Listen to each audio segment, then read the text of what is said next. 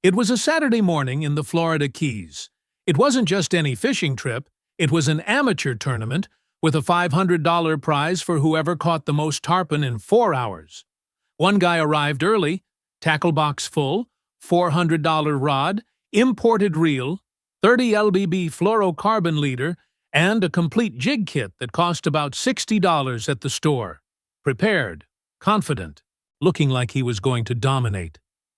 On the other side of the pier, an old man in faded shorts pulled 2 small pieces of metal from his shirt pocket.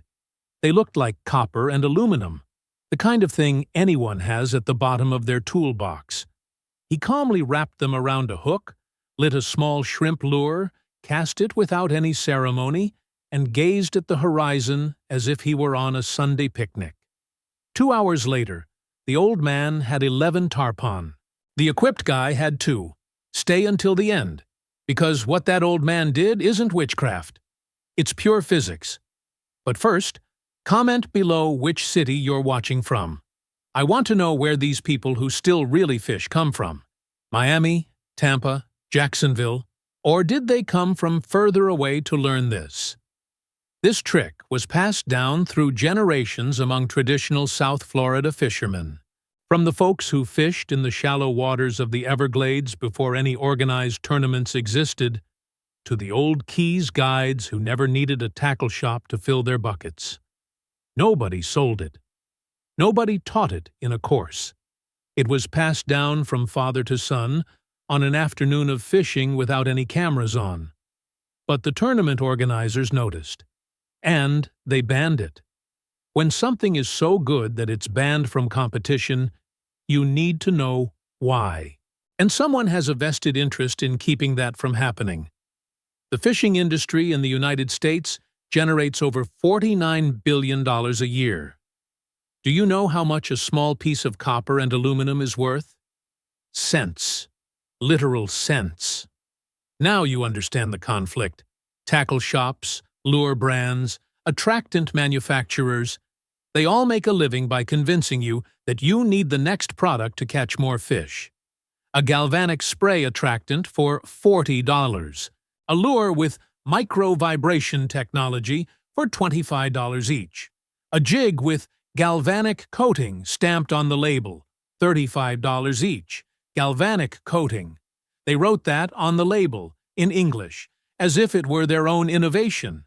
The old fishermen in the Canes have been doing this with scrap hardware for decades. No label, no marketing campaign, no paid influencer. If everyone knew how to assemble this at home for less than $1, the attractant shelf would be empty within a week. And the most ironic part? The science that explains why this works is in any high school physics textbook. The problem is that nobody connected the dots. Until now. But this metal trick is just one piece of what traditional South Florida fishermen have accumulated over decades on the water. They read the tide, knew where the snook was positioned when the current changed, understood why the tarpon rise to the surface on certain mornings and disappear on others.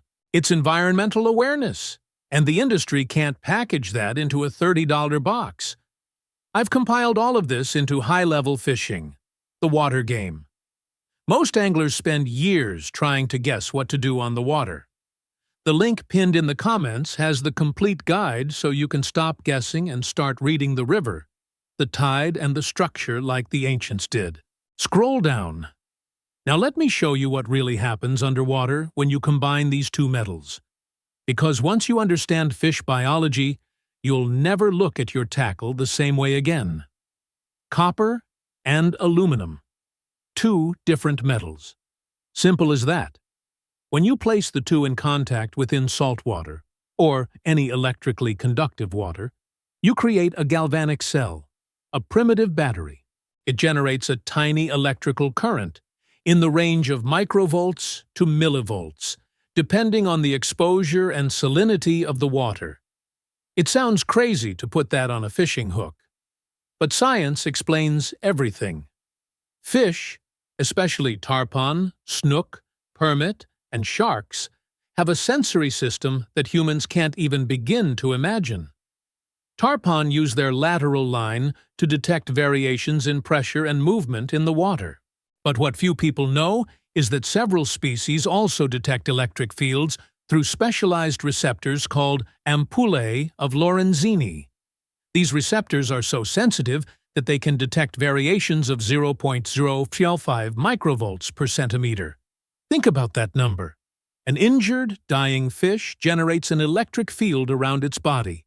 Muscles failing, cells rupturing, nerve impulses dispersing. This creates an electrical signature of vulnerable prey. What the copper-aluminum galvanic cell does is mimic that signature exactly. The fish doesn't decide to attack. The instinct kicks in even before it processes anything. It's neurological, not rational. Think of an American analogy. You're in line at Thanksgiving, eyes closed, and suddenly you smell roast turkey coming from the kitchen. You don't decide to feel hungry. Your body reacts first. With the fish and the electric field, it's even faster. And here's the fact that confirms everything.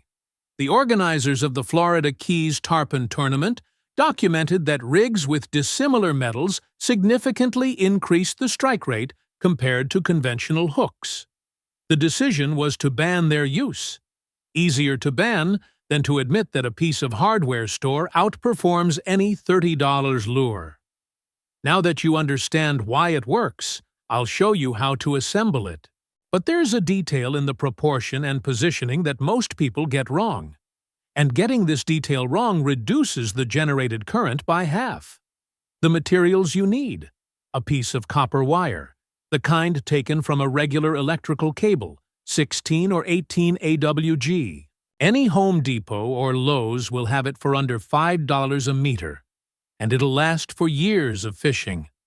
A strip of reinforced aluminum foil, the kind you use in the kitchen, but fold it twice to make it stiffer. Your hook of choice, any model will do. But stainless steel hooks work best because they don't interfere with the galvanic reaction. Total cost: less than $1. Yields more than 30 rigs. Store-bought galvanic attractant spray costs $40 and lasts for 5 fishing trips. Step 1. Cut about 8 centimeters of bare copper wire, without the plastic coating. Wrap it tightly around the shank of the hook, from top to bottom in a spiral. About 6 to 8 turns. The copper needs to have direct contact with the water. Step 2. Cut a strip of aluminum approximately 3 by 1 centimeter. Fold it lengthwise to make a firmer strip. Wrap it around the copper, but leave part of the copper exposed. The two metals need to touch. It is precisely the contact between them that creates the reaction. Step 3.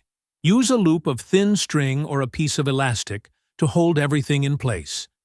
Do not use electrical tape. You need the metal parts to be in contact with the water. Step 4. Place the bait as usual.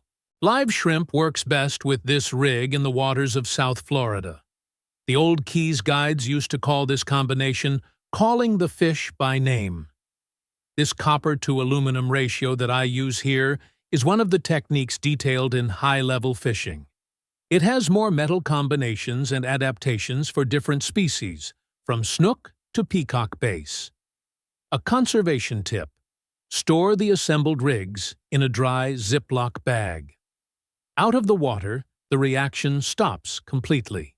On your next fishing trip, just throw it back in the water, and the galvanic cell will reactivate in seconds. But now, there's a mistake that almost everyone makes when applying this. And this specific mistake not only ruins the rig, but also actively scares the fish away. In the water, the setup works best near structures: pier pillars, mangrove roots, artificial reefs, anchor buoys, any spot that creates shade and current. It is at these points that snook and tarpon remain still, waiting for the tide to bring them food. The best time is at the turn of the tide, both the inflow and the outflow. The moving water carries the electric field through the current, expanding the radius of attraction. At dawn and dusk, the effect is even stronger because the water temperature drops slightly. and the conductivity increases. The species that respond best in American waters are tarpon, snook, and permit in the Canes and Everglades. In freshwater, largemouth bass and peacock bass from South Florida respond well. This has already been tested in Lake Okeechobee and the C38 system channels. But the fatal mistake, pay attention to this because it's what ruins most fishing trips with this technique, is touching the rig with sunscreen on your hands. Sunscreen creates a chemical barrier on the metal surface. It interferes with conductivity, reduces galvanic current, and adds synthetic compounds that fish detect and associate with danger. You apply sunscreen, grab the bait, mount the hook, cast, and in the fish's perception, it smells like a threat, not prey. You just spent $0.80 on materials to scare the fish away. Wash your hands with water before handling. No soap, no product, just water. That's all. Now imagine yourself on your next outing applying all of this. Imagine the scene. Saturday morning, you arrive at the Keys Pier or head out on a boat through the Everglades. The other guys in the group are setting up their usual lures, discussing which jig to buy, spending $30, $40 on attractant.